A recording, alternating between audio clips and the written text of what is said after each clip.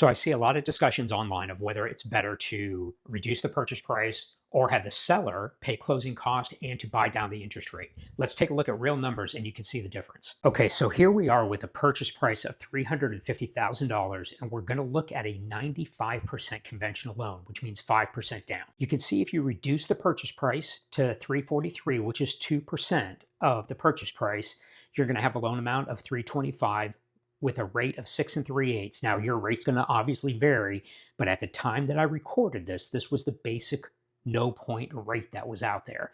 Your principal and interest payment is going to be $2,032. Now, let's look at this.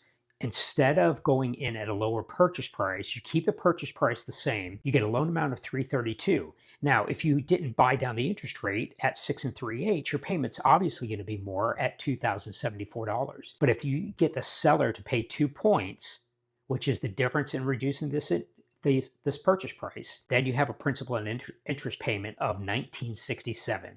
So you're going to save $65 a month.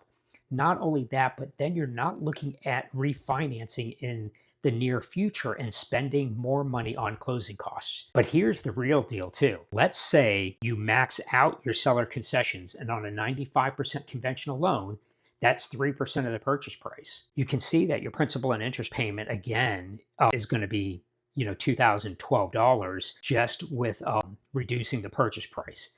But if you go in at full ask and you take that $10,500, which is at 3%, and you pay that towards the rate buy down and closing costs, you get to buy down the interest rate using 2%, and then you still have $3,500 that you can use towards closing costs. And if you're looking at an FHA loan or a VA loan, it's even more. You can get up to 6% seller concessions instead of reducing that purchase price, which is going to go towards, again, a rate buy down plus paying your closing costs. And man, if it's a VA loan, seller paid closing cost plus, like you can get credit cards paid off. You can get a car loan to help you better qualify on a VA loan by asking the seller to pay that. So when you're out there negotiating contract, don't sleep on getting the seller to pay closing costs and or discount points and just paying the full asking price on the home.